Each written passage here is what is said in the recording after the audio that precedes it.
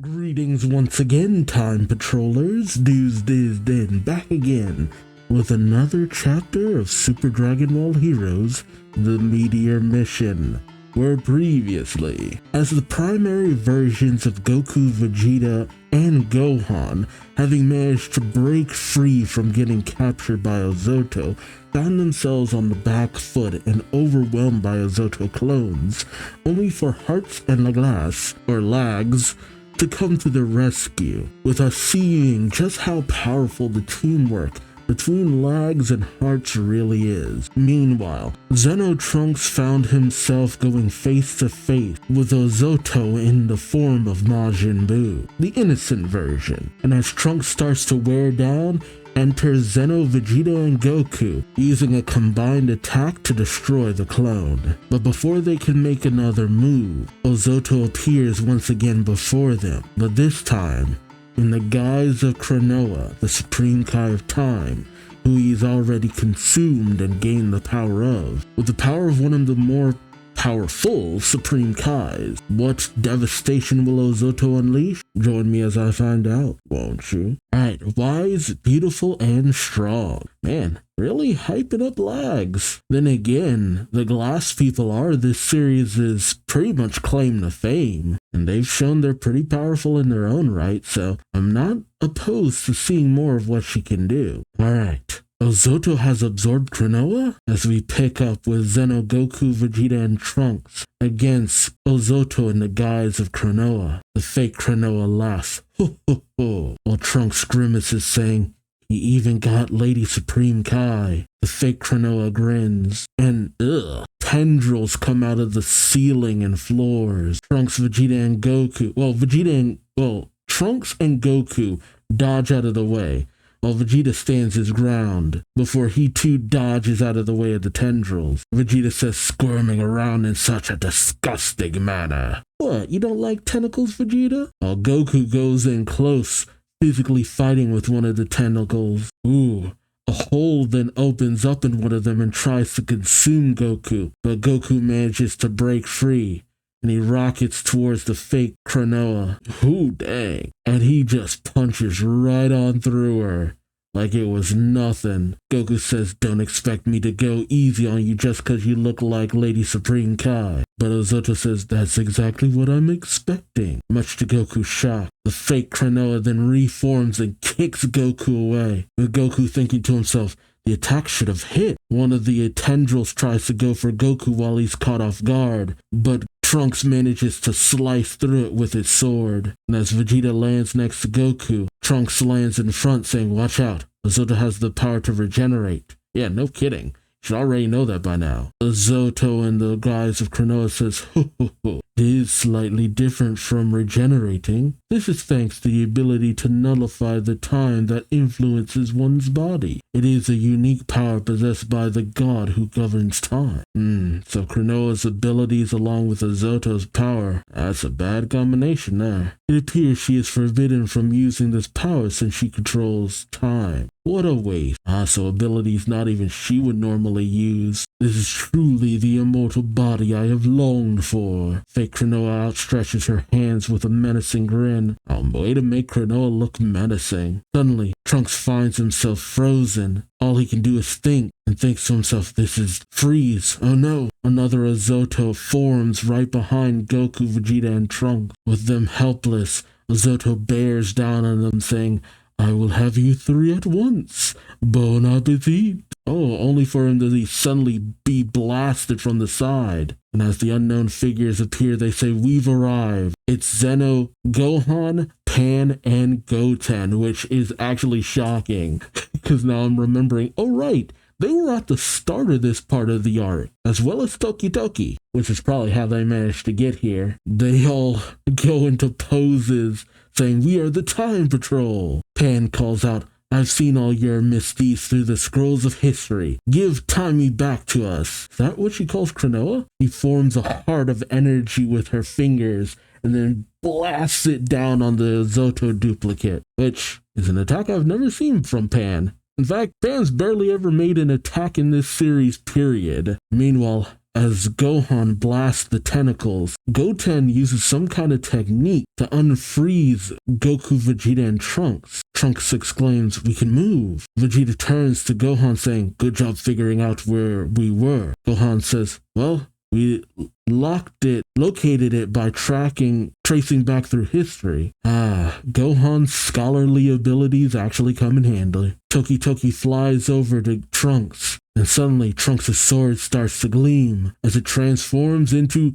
the Key Sword. Because we can't call it the Keyblade because of trademark. Trunks says, "A sword imbued with the power of time. I see, with the power of the Key Sword, not Keyblade, is the same thing he used to defeat Michikbora." Trunks calls out, "Everyone please make a path for me." And they all charge in saying, "Roger that." Meanwhile, the fake Kranoa ponders, what is that sword? Suddenly, one of the fleshy tendrils goes after Goku, who's breathing hard. But Goten, again, shockingly making himself useful, manages to come in and kick it away. Then again, I have to remind myself that a lot of the side characters get a lot more time to shine in the manga version of this than the anime.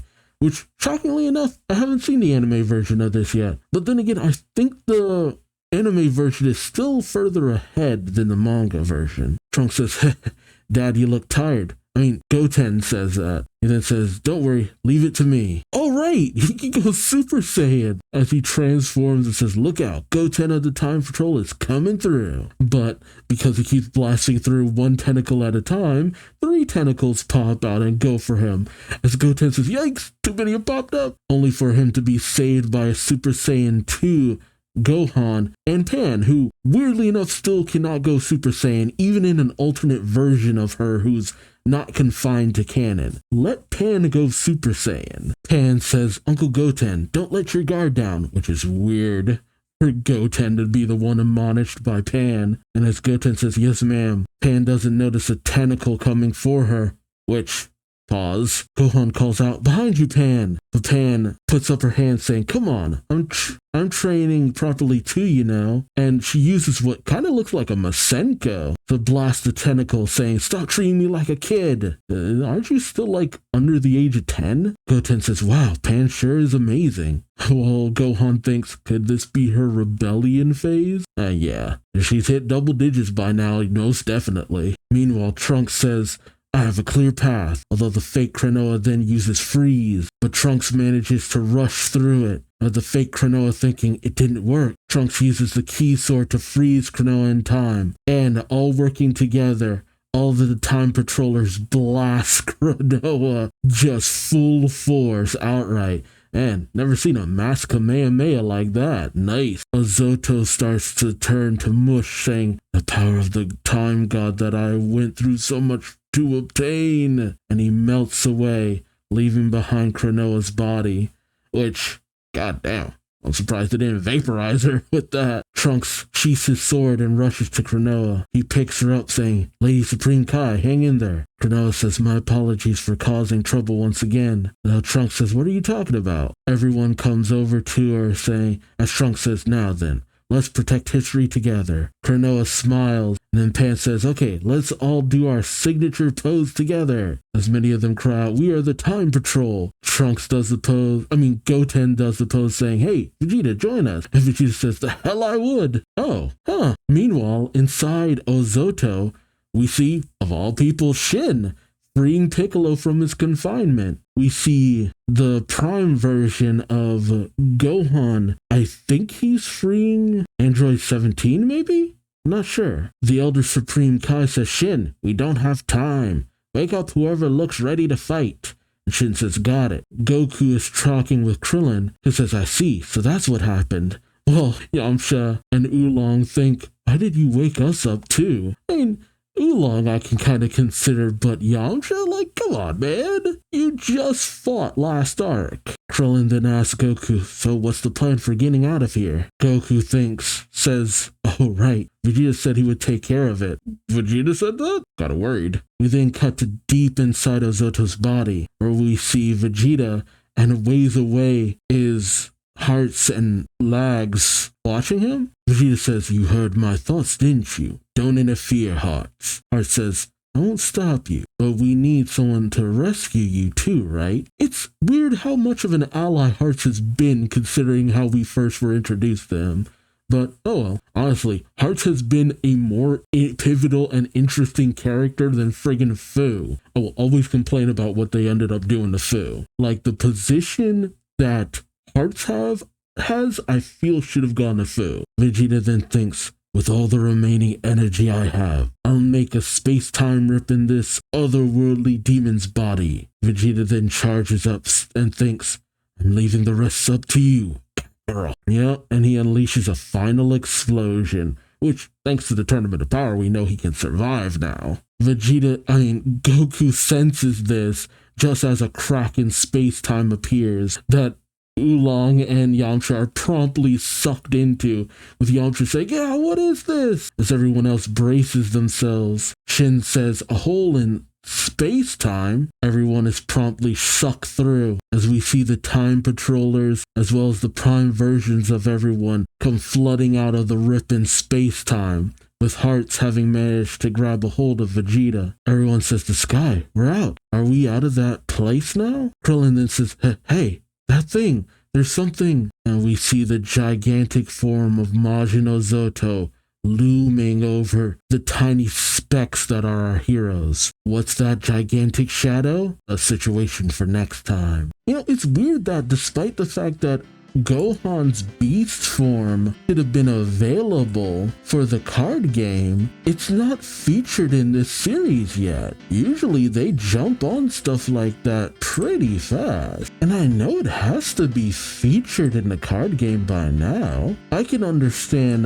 Ultra Ego not being featured since it's only made an appearance in the manga, and for some reason they never pull anything from the manga. But the fact that Beast Gohan hasn't made an appearance, maybe next story? It's just kind of weird to me. But it was actually nice seeing all the time patrollers getting to come in and do their own thing. I think that's why I actually tend to like this series pretty well, because I like seeing what the Time Patrol group is doing and what the main Dragon Warriors group is doing. Not to mention, ever since they started putting Yamcha in more stuff, it's actually kind of fun.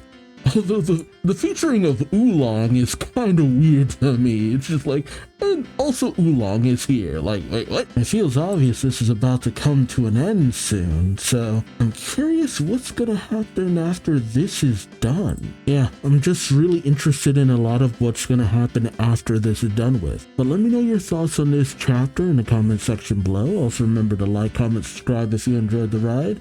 Thank you so much for watching, and until next time, I've been Duuz-Diz-Din, and I hope to see you later. So then, take care. Bye-bye.